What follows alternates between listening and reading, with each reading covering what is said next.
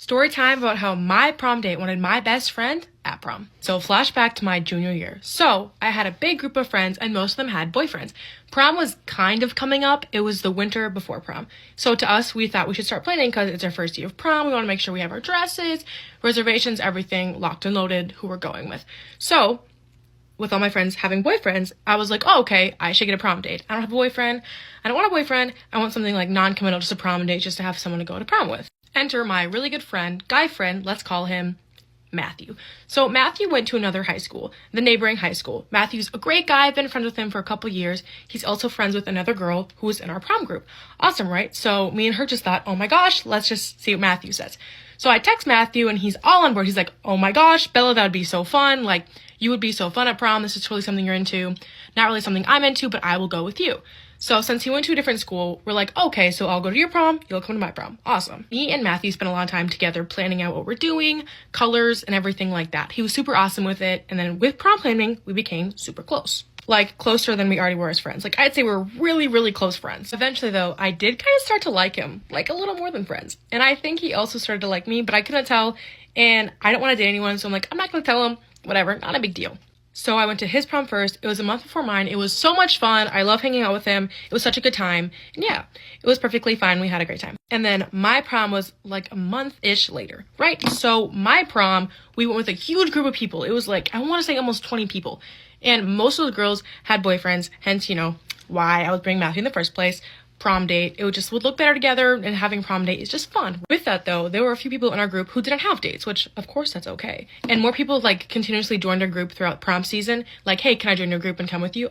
Yes, of course you can. But some of them don't have boyfriends, so more single ladies like pulled up to the group, which is awesome. So one of the single gals that came with us was my teammate and really close friend, Olivia. We'll call her Olivia. So the day of prom, we had a lot of driving around to do, so everyone took separate cars. In my car, or not my car, the car I was in, Matthew's car. Matthew was driving us. It was me, Matthew, and Olivia, because Olivia didn't have a boyfriend, and I'm really close to Olivia.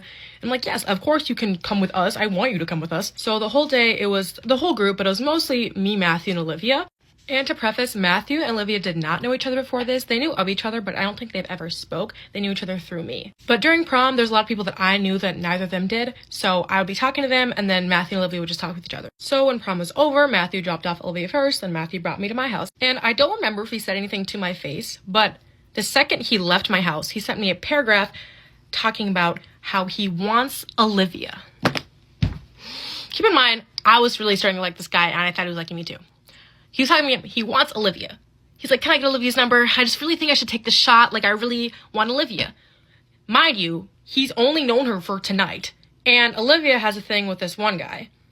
This one guy who we saw at prom, but she didn't go with him. So he knows that Matthew knows Olivia has a thing with another man kind of going on. And has only known her for a few hours. Naturally, I was very upset.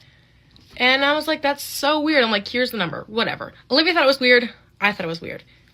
This is where it gets good. So me, Olivia, and Matthew all played the same sport at different schools. Olivia went to my school, Matthew went to different school, but we'd see each other at joint school meets, right? So I don't remember when this occurred. Maybe it was a week or two after. I think it was sooner. But Matthew asked to come to my house. I'm like, sure. He's like, let me apologize. So he did apologize. He's like, that was not okay. Like, I'm sorry. Like, that was really rude to try and go for your friend, especially how my friend has a man, not like a man, but they're chatting and everyone knows they're chatting. So that was just weird. And he apologized, came to my house. I'm like, that's cool, but like, I'm not interested in being friends the way you disrespected me and my other friend. Matthew was like, okay, I'm sorry, da-da-da-da. Maybe a week or two later, Matthew called my phone after I think I saw him IRL. Yes, we had a sports event together, but we didn't interact. And he calls me, he goes, I've liked you all this time. I only did that with your friend to kind of, I don't know, get your attention. I'm not quite sure what I was really doing that for, but I've always liked you. And I'm like, and mind you, I did really like him, but not after he pulled that stunt at prom. So I was like, okay, well, I'm not interested. Thanks for letting me know. Matthew is a really great guy. I do miss our friendship. However, it is what it is. We're going to college in literally a few weeks, and I hope he has a great life. But yeah, I don't talk to Matthew. And if you know who Matthew or Olivia actually are, please do not go slander them. I'm sure most people won't figure out who they are, but if you do know who they are, No shade to Matthew or Olivia. It's just a situation. I love both of them still. All right, y'all, let me tell you about the times my friends jumped me in my house. So boom, during the time, y'all, it was probably like during COVID, like right when COVID had hit and like nobody was in school and stuff. So it was like that weird period of time when like nobody was in school. So basically, I used to have this friend group of friends. It was like 3 girls, right? Mind you, they had already kicked another girl out the friend group like prior to this. And like I kept being friends with the girl, but I was also friends with the friend group. So I was kind of like in a weird in-between type situation. So boom, y'all, I'm like freshly 16 years old. I'm wilding. This is the time where I'm sneaking out. I'm doing this and doing that, right? My mama ended up taking my phone, going through my phone, seeing everything I'm doing and telling me I can't kick it with nobody no more, right? So when I finally was able to get my phone back, I ended up texting like the girl, the one that they X'd out the group. I ended up texting her and like letting her know. Cause I'm really like closer with the girl who they X'd out the group really than the group. You know what I mean? So I probably was talking to the girl for like 2 weeks, you know, like I was trying to get through my grace period, telling her about what happened, telling her about how basically I got caught up. So I guess the friend group ended up finding out that I was talking to the girl that they X'd out the group, and they got mad about it. Like they felt betrayed because I hadn't said anything to them, right? But mind y'all, whole time, I didn't know nothing about this. So when I finally do come around to like calling them and stuff, right? I called them and I'm like, hey, like, you know what y'all been up to? I've been in trouble, like da da da. And they're just acting weird. Like they're just like, oh, I don't know. So like they kind of was just like, you know, we honestly, like, I don't know, like, you know, it's kind of weird. Like we're not really feeling you right now. Don't mind my hair, I'm doing my hair. So I'm just like, okay, like, you know what I'm saying? Like, I don't know, it was kind of weird. Like we didn't really like fall out, but like it was like weird. Like it was like, I really don't want to be your friend no more. So I was just like, okay. So boom, that happens, y'all. Fast forward like 6 months later, like 6 months, no contact. I hadn't talked to the friend group in like literally months, y'all. No contact.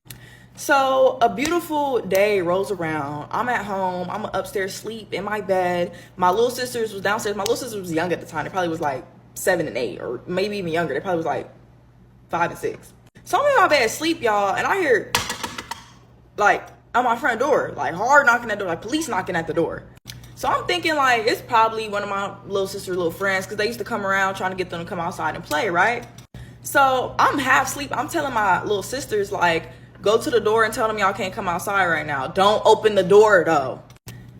So my little sisters being hard-headed as they was gonna open the door, right? So they're like, Naya, your friends are at the door. Friends? Because mind y'all, at the time, I wasn't kicking it with nobody. Like it was COVID and stuff. I really wasn't kicking it with nobody. So I'm like, what friends could possibly be at the door? So I'm fresh off the wake up. I come downstairs. These 3 hoes are standing at my front door wide open. 3 of them, and one of them's like, yeah, I want to fight. So y'all, mind y'all though, like I really didn't know that they wanted, like I didn't know that they wanted to fight. I really didn't know what their intentions were because I just thought we like fell out, like, you know what I mean? So I'm standing there fresh off the wake up looking at them like, you want to fight? So they're standing at the front door, but like mind you, like they're like in the front door, like not like standing at the front door, like foot in the door. So she's like, yeah, like I want to fight, like da da da, like you've been talking shit about us, this, that, and the third, like whatever, right? So I'm like, you want to fight? That's cool. I'm just trying to figure out how I'm gonna set this up because you know what I'm saying? Like nobody's home. It's just me and my 2 little sisters and these 3 hoes standing at my front door. So she's telling me like, if you need to, you can go upstairs and change, like da da da. And I'm like, I'm not finna go upstairs and leave you at my front door with the door wide open. Like, no, y'all could go ahead and step outside and I'll meet you outside. So they're still standing at my front door like, no, like we're not about to go outside. Like you're not about to close this door. You're not about to close this door. Da, da. So I'm literally standing at my front door like, oh yeah, I'm gonna close this motherfucking door. You gonna let me close this door?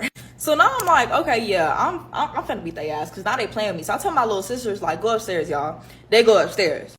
So I decided to take that door and I slammed that door. I really put my elbow into that damn door, y'all. And all these hoes pushed the door back. And now we squabbling in my living room.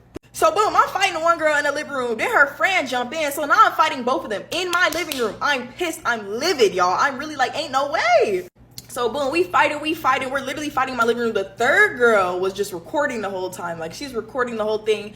And we sitting here WWE in my living room. So y'all, as we fight this stuff, right? Like eventually, like I grabbed the girl and I put her in a headlock, and I'm just like on the floor with her, like she's in a headlock. I'm choking her, like I'm really not choke a hoe, like you know what I'm saying?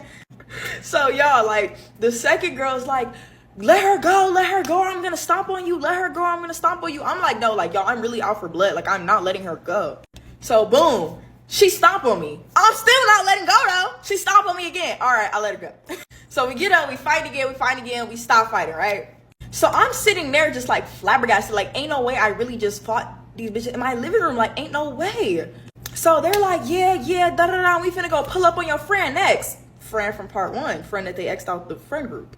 They're like, yeah, we finna go pull up on her next, da-da-da. Y'all, I'm literally sitting here livid, like I've never been so mad in my life. So they all run out my house, right? I slammed the door behind them. At this point, I'm literally like, my blood is boiling. So I'm literally pissed. I'm in my house pissed. Like I'm looking at my little sisters like I'm literally finna beat the baby up. I don't know who to slap. So first thing I do, I call my mama, right? And mind y'all, my mom, she was at work when this happened. So I call her and I'm like, they just jumped me in the house. So my mama, she think I'm playing. Y'all, I don't know why, but she thought I was playing. She's like, girl, like you play too much. I'm on the phone like, they just jumped me in the house. You need to come on right now. So she still think I'm playing. I'm like, you need to come on right now. Like, they just jumped me in the house. Like, I'm not fucking playing. Like, come on right now. Like, I really have to start cussing at her for her to understand, y'all. So she's like, what? Like, call the police. I'm coming home right now. Like, put your gym shoes on. Like, I'm coming home right now. So, y'all, she gets to calling my brother, calling my stepdad, calling everybody. Like, come home. Come to the house right now. Like, now I just got jumped. So y'all, I'm just in my house, like really like plotting, like really like I'm lacing my shoes up, I'm ripping my nails off, like my nails is broken off my hand. I'm like, I'm about to go and squabble whoever, like it's up with everybody, like y'all. So my mama and my stepdad get home, y'all, and I'm lacing my shoes up, I'm putting my shoes on, like I'm ready, like my mama putting her shoes on, I'm like it's up. My mama about to go fade whoever, mama, like it's up. So I'm telling my mama, like I know exactly where they going, like we about to hop in the car, we about to go find them right now. So we driving through the neighborhood and stuff, y'all. My stepdad driving around, he's looking through the neighborhood. Everybody's looking like, where's they at? I need my things. I run that back. So I'm sitting there like, they can't hide forever. Like, I know where everybody lives. So I'm telling my mama, like, honestly, we could wait till they go back home. I know where everybody live. I'm pulling up to everybody's house. It don't matter. So boom, y'all. Here comes my brother. He called himself trying to be the responsible one or whatever, right? He's like, no, like, we not finna do this. Like, the police is already on the way. Like, don't go chasing them down. But me and my mama not trying to hear none of that. Like, it's already phased. Like, she got her gym shoes on, I got my gym shoes. She's not trying to hear none of that. So the police pull up to my house, y'all, and I'm sitting there like I'm not saying nothing. Like, I ain't saying nothing. Like, y'all gonna have to smoke me. Like, honestly, when I think back to it, like, I was just being young and immature, but I really should have told them what was going on. But I was like, y'all just, I ain't saying nothing. Y'all got to figure out what happened to me. So my mama is telling the police what's going on. She giving names, addresses, parents' names, school, all that. I'm sitting there just like irritated, y'all, because at the time, like I'm young, like I'm like, you snitching, you ratting to the police, like I want my lick back. So I had to play it cool and stuff, but y'all, school season was approaching and your bitch would get her lick back. So school time rolls around and the Three Musketeers decided to go to a different school that year, y'all, right? Which was cool because, you know, like schools everybody be everywhere, everybody be at everybody's school, so whatever. So me and friend from part 1, we're gonna call her Becky. Me and Becky decided to go to a football game that was at a different school, right, y'all? So we get to the football game and y'all, it was busting, like everybody was there. Like this was like the biggest football game of the year. It was one of them. So while we there, I start to get word through the grapevine about old girl and them being at the football game. I'm like, perfect, I'm finna get my lick back. I've been waiting. So stuff start cracking off, football game gets shot up, everybody leave, all types of crazy stuff, right? But I'm like, I'm not leaving until I get my lick back. Like somebody better call them. Somebody better call them right now. So I called him and I'm like, Danye, this Liddy, where y'all at? So y'all, they're popping it with me like, we're not coming back to fight you, like da-da-da-da, all this other stuff. I'm like, no, I'm not about to let y'all get away again. So we on the phone with them arguing and stuff. I'm telling them to come back. They're not trying to come back, y'all. I'm like, I'm whatever. But it ain't in there. So me and Becky wake up the next morning and Becky's like, check your phone. Do you see what she posted? Blah, blah. So I checked my phone and this heifer then made a whole post about one of my close family members that had passed away that summer, talking about F her, what shoes she wearing, her casket, da-da-da-da, like, y'all, what I'm gonna tell y'all, I told Beck, put your shoes on right now. We about to pull up on her right now. I was just so over. I was like, I'm done talking. We going to her house. We pulling up right now. So me and Becky got our shoes on. We call our Uber up. We on the way, baby. What I mean to tell y'all, like, I was so over it. Like, I was like, you have took this too far. Like, you already done came in my house. Now you posting about, are you serious? So boom, we pull up. It's me, Becky, heifer number one, and her sister and her mama. The other heifers wasn't even there. So boom, immediately Becky gets a fight in the heifer. I'm like, hold on, Becky, this is my squabble, but go off. So then the heifer sister jump in, y'all, and I start fighting. So now we all fight. All four of us, we having a brawl in the street. The mama try to grab me. Now I'm fighting the mama. So y'all, I'm sitting here fighting the mama. Becky is fighting the sister and the girl. And this is why I knew we should have brought some backup. But I was so pissed that I didn't even care. Like, I just wanted to go. Like, I was ready to squabble. So boom, I get the mama off me. I go over there. I see heifer one. I'm in there already. So after that, her sister's like, oh, I need that. No, I need that. Mind you, she had a big sister. The sister, like, 5 foot. Baby, bring that here. So boom, I squab the sister. It's too easy. I really want to show y'all this stuff, but I don't think I could put it on TikTok. But it's too easy. So I'm sitting there like, I done had to come and beat the whole family up. So boom, me and Becky get to riding back home, y'all. And why is the little heifer posting like, you are such a bully, da da da da. Like, I'm telling y'all, a whole paragraph, a whole story long about how I'm such a bully and this, that, and the third. They always want to call you a bully afterwards. I swear, they always want to do that. But honestly, I already did what I had to do, baby. So squash that.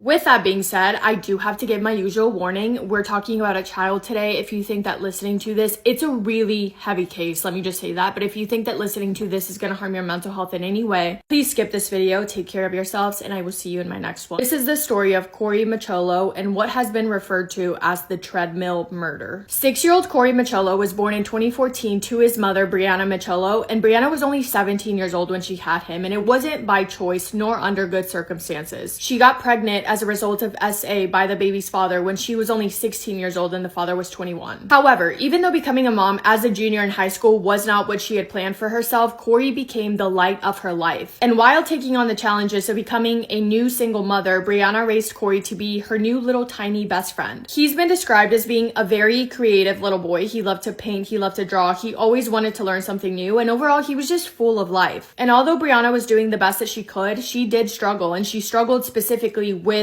using substances going into her early 20s and as Corey was growing up. And it got to a point that Brianna felt like she needed these substances to be able to function. However, she has always said that she never used substances while she was taking care of Corey or whenever he was around. And I'm obviously not defending that. I'm not saying that that's the right thing to do, because it's not, but it is worth it to note that there was nothing that would lead us to believe that Corey was ever neglected in her care, because by all accounts, Corey was taken care of and he was a very happy little boy. Brianna and Corey lived in a townhouse with Brianna's mother, her sister, and her mother's boyfriend. And they were all doing what they could, helping each other out where they could, but it was no secret that financially they were not in the best position. And at this point, Corey was around 4 years old. So one day, Brianna's mother brings up the idea to her of possibly starting to receive child support from Corey's father, which was not ideal by any means, but after sitting on it for a little while, Brianna decided that having that extra financial help from child support would be what was best for Corey. And she didn't want the father to be in their lives at all. They had no relationship whatsoever. All she wanted to do was apply for child support to be granted that extra financial help. So she decides to move forward with getting the paternity test. And Corey's father was a man named Christopher Gregor, and Christopher was a horrible person. However, on paper, you might look at his past and think that he was a really solid guy. You would be fooled, but it's easy to see why people may think that, because in high school, he was a football star, an honor roll student, a youth mentor. He also had 2 degrees and he had a job working as a real estate agent, and he did pretty decent for himself. Christopher was not aware that 1, Brianna had ended up pregnant, and that 2, she had kept the baby and raised it. But as soon as Brianna got that paternity test, and as soon as Christopher found out that he had a child, he wanted to be a part of Corey's life. He wanted to be the father figure in his life, which, remember, Brianna didn't want that at all. She didn't want anything at all to change in Corey's life, but Christopher, with the help of his parents, began fighting for custody. And even though Christopher didn't even know Corey, knew absolutely nothing about him, had never been a part of his life, when the court was comparing both Brianna and Christopher on paper, all they paid attention to was Brianna's history of using substances and Christopher's history, which painted him out to be, or at least look like, a pretty decent guy. So the court granted him full custody of little Corey, resulting in 5-year-old Corey moving in with this man that he just met, this man that he just found out was his father, moving into his apartment full-time in New Jersey, which was about an hour away from where Brianna lived. And that left her, obviously, absolutely distraught. Following that, Brianna started her journey of leaving the substances behind and putting all of her attention and all of her focus into gaining full custody back of Corey. Corey, or at least getting partial custody, and it wasn't an easy thing. We all know how long and dreadful custody battles can be. But after a little while of Brianna really proving how committed she was to recovering, enrolling in a program, passing tests, getting the treatments that she needed, etc., she got back on her own 2 feet, and in October of 2020, the courts awarded them joint legal custody of Corey. The agreement was that Corey was still going to be living with Christopher in his apartment, but Brianna was now allowed to see him, to spend time with him, and she was now able to take Corey every other weekend to stay with her. And again, I know that I sound like a broken record, but the pregnancy was as a result of SA. That's not to say that Corey wasn't loved and adored and the cutest little boy you've ever seen, because he was, and he was loved by so many people, but that is to say that the relationship, if you could even call it that, between Brianna and Christopher was not a good one by any means. They actually previously had each other blocked on their phones. They had no intentions of ever speaking to each other again, but of course, when the court gave them joint custody, the court ordered for them to unblock each other to be able to communicate and try their best at co-parenting. So they did that. They also began attending co-parenting sessions, but Brianna always knew that Christopher was not the good guy that he seemed to be on paper, and her son, the most precious thing to her in her entire life, being cared for by Christopher was something really scary and really concerning for her, and rightfully so, because very, very quickly, Brianna started to notice that every single time that she saw Corey after Corey spent time with Christopher, Corey seemed to have visible injuries on him. She first noticed when Corey spent time with Christopher for the third time ever, like ever in Corey's life, when he hung out with his dad for the third time ever, Corey came home and his face looked like something happened to him, like maybe he fell off somewhere, he got hit by something, and only weeks after that, Christopher saw Corey again, and Corey came home with a split lip and a swollen face, and Brianna was so concerned when she saw her little boy like that she asked him what happened, but Corey wouldn't say anything, so she asked Christopher what happened, and Christopher just casually brushed it off and said that he had a little accident while playing soccer outside. But since the beginning, Brianna just knew that something wasn't right, and she kept trying to do everything possible to regain full custody of Corey. In the meantime, she also made sure to keep a record of pictures and also made sure to write down every single time that she saw a new injury on Corey, just in case. But just because she was recording it and keeping track of everything, it didn't mean that she was just going to sit around and wait for something to happen. No, of course she didn't want that. She didn't want it to escalate. So after seeing Corey like that and taking pictures, she submitted the pictures with her concerns to the Division of Child Protection and Permanency, otherwise known as DCPP. But then it happened again. He came home injured, Brianna reported it, and nothing happened. And then it just became this repeated cycle as the months passed of Brianna documenting and reporting every incident, sending pictures to DCPP expressing her concerns, but nobody did anything. Over the course of 18 months, Brianna made at least 100 reports to DCPP telling them that Christopher wasn't the guy that they thought that he was, and claiming that he was harming their son 100 times. And Brianna said that every single time that she called, they just made her feel like she was bothering them. But that means that 100 different times, more than 100 different times, someone was made aware that a child was in danger, and over 100 times someone decided that it didn't matter, that it was not important enough. In April of 2020, she wrote a letter again describing the injuries in detail, saying, "Is someone going to do something about this, or are we going to allow his father to continue to hurt him? I have pictures of injuries that began in September, which is when his father came into his life. Please get back to me." In July of 2020, she wrote them again with pictures of Corey's injuries, black eyes, and an injury that looked to be like a bite mark on him. Finally, eventually, DCPP decided to actually do something, and they scheduled a caseworker to interview Corey, but they scheduled the interview at Christopher's house with Christopher present. So obviously, Corey didn't say that anything was wrong because his dad was standing right there. And when Brianna learned that Corey didn't speak up about what was really going on, she was furious, and she begged them, she was pleading for them to please schedule another interview without Christopher being present, saying that Corey was scared of his father and that he needed to be interviewed away from him. But yet again, she was practically ignored, and there was never a follow-up interview. That brings us to March 23rd of 2021. The night prior, Corey had slept at his father's house, and that day, which was a Tuesday, Brianna picked him up from school, and yet again she saw visible new injuries on his face. She asked him what happened, and all Corey said was that Christopher had forced him on a treadmill and made him run as a punishment for being, quote, too fat.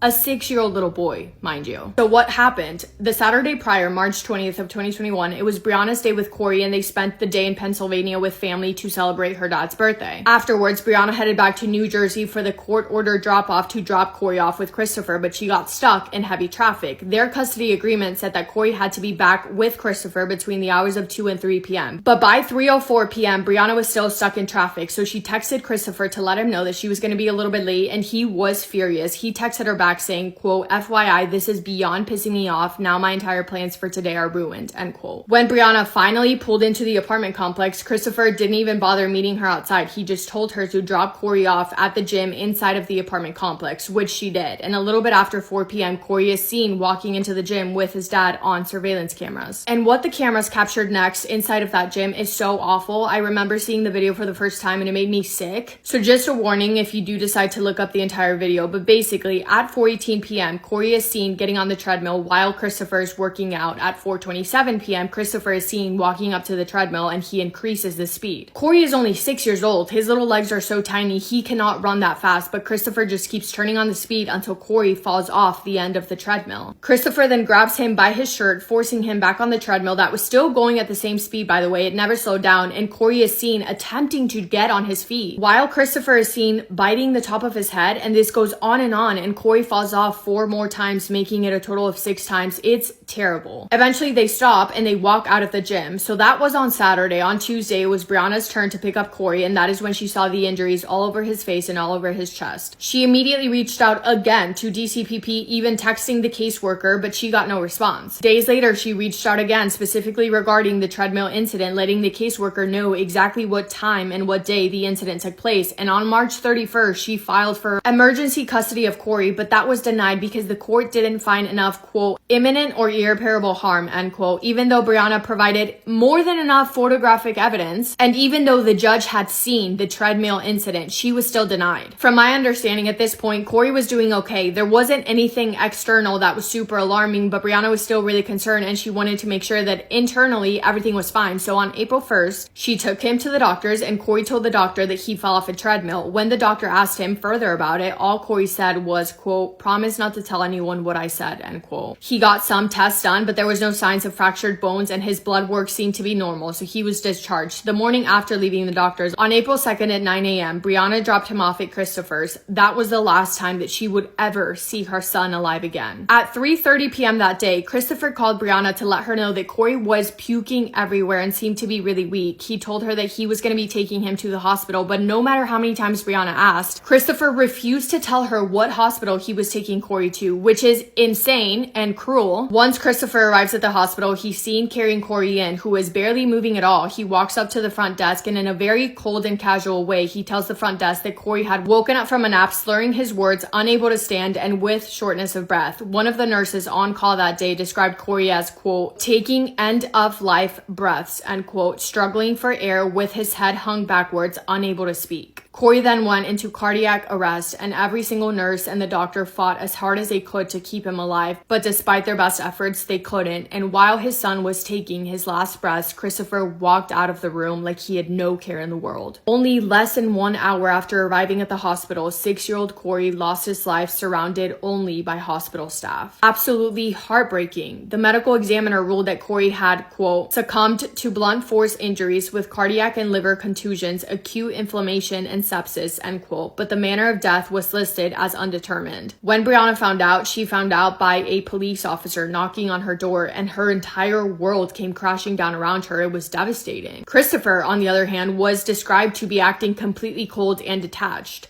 On January 7th of 2021, Christopher Gregory was finally arrested after the disturbing treadmill incident raised red flags about how he was treating his son. He wasn't arrested for his murder. He was only arrested for the treatment that happened in that video. But shortly after, he was released. And in September of 2021, Corey's case was re-examined by different forensic psychologists who ruled the manner of death as homicide. And after what felt like the longest investigation in the world, it was led that the injuries that led to Corey losing his life happened while he was in Christopher's custody. And with that, on March 9th of 2022, Christopher Gregory was arrested for Corey's murder and he was charged with first-degree murder. He was held without bond at the Ocean County Jail. His trial began April 30th of 2024 and he pled not guilty. The trial was so heavy, so terrible, I could do an entire video on just the trial, but ultimately in May of 2024, Christopher was found guilty of manslaughter and endangering the welfare of a He was sentenced to a total of 25 years in prison. Corey was only 6 years old. His mom did everything right. She took her concerns to the people that she thought would step up and help, people that she thought would do their job, but they didn't until it was too late. He was a little boy who loved to draw, loved to paint, loved to learn, and his memory will forever be kept alive and remembered by all of those who had the gift and the pleasure of getting to know Corey and getting to love him. It breaks my heart. This case tore me to pieces.